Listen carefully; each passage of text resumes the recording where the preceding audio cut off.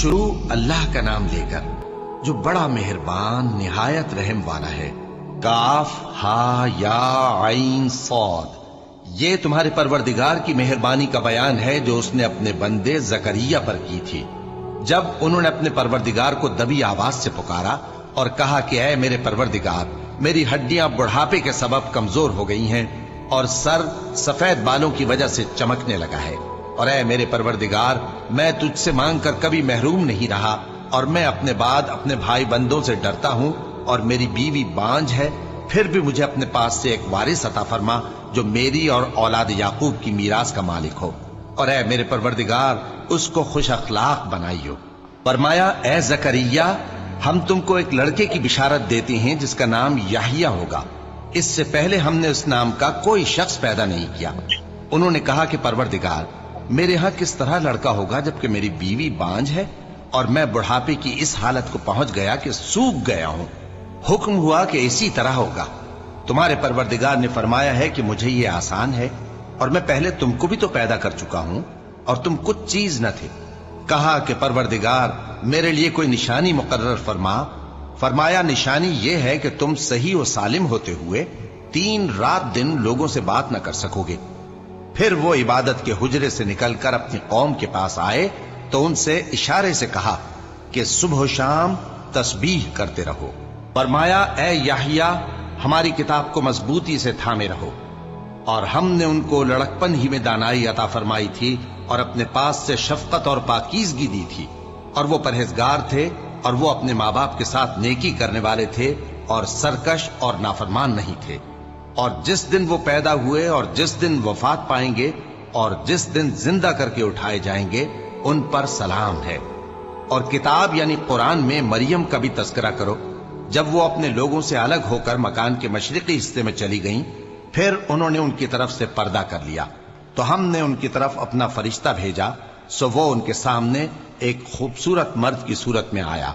مریم بولی کہ اگر تم پرہیزگار ہو تو میں تم سے بچنے کے لیے رحمان کی پناہ لیتی ہوں۔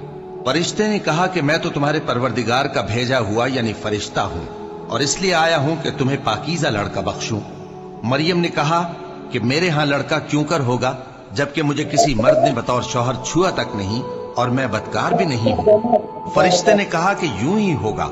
تمہارے پروردگار نے فرمایا کہ یہ مجھے آسان ہے اور میں اسے اسی طریق پر پیدا کروں گا تاکہ اس کو ہم لوگوں کے لیے اپنی طرف سے نشانی اور ذریعہ رحمت بنائیں، اور یہ کام مقرر ہو چکا ہے۔ چنانچہ وہ اس بچے کے ساتھ حاملہ ہو گئیں اور اسے لے کر ایک دور جگہ چلی گئیں۔ پھر درد ذہ ان کو کھجور کے تنے کی طرف لے آیا، کہنے لگی کہ کاش میں اس سے پہلے مر چکتی اور بھولی بسری ہو گئی ہوتی۔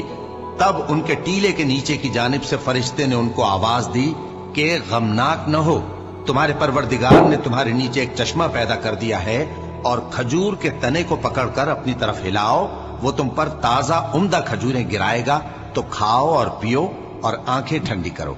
اگر تم کسی آدمی کو دیکھو تو کہنا کہ میں نے اللہ کے لیے روزے کی منت مانی، تو آج میں کسی آدمی سے ہرگز کلام نہیں کروں گی۔ پھر وہ اس بچے کو اٹھا کر اپنی برادری والوں کے پاس لے آئیں۔ وہ کہنے لگے کہ مریم، یہ تو نے برا کام کیا۔ اے ہارون کی بہن، نہ تو تیرا باپ ہی برا آدمی تھا اور نہ تیری ماں ہی بدکار تھی۔ تو مریم نے اس بچے کی طرف اشارہ کیا۔ وہ بولے کہ ہم اس سے کہ گود کا بچہ ہے کیسے بات کریں؟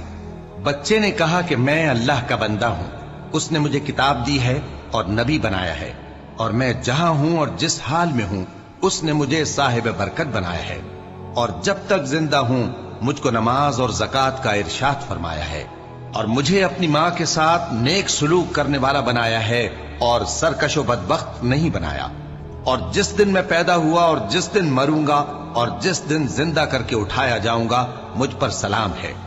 یہ مریم کے بیٹے عیسیٰ ہیں، اور یہ سچی بات ہے جس میں لوگ شک کرتے ہیں۔ اللہ کو شایع نہیں کہ کسی کو بیٹا بنائے، وہ پاک ہے۔ جب کسی چیز کا ارادہ کرتا ہے تو اس کو یہی کہتا ہے کہ ہو جا، تو وہ ہو جاتی ہے۔ اور بے شک اللہ ہی میرا اور تمہارا پروردگار ہے، تو اسی کی عبادت کرو، یہی سیدھا رستہ ہے۔ پھر اہل کتاب کے فرقوں نے باہم اختلاف کیا، سو جو لوگ کافر ہوئے ہیں ان کو بڑے دن یعنی قیامت کے روز حاضر ہونے سے خرابی ہے۔ وہ جس دن ہمارے سامنے آئیں گے कैसे सुनने वाले और कैसे देखने वाले होंगे, मगर जालिम आज खुली गुमराही में है। और उनको हसरत व अफसोस के दिन से डरा दो जब बात फैसल कर दी जाएगी और वो गफलत में पड़े हुए हैं और ईमान नहीं लाते।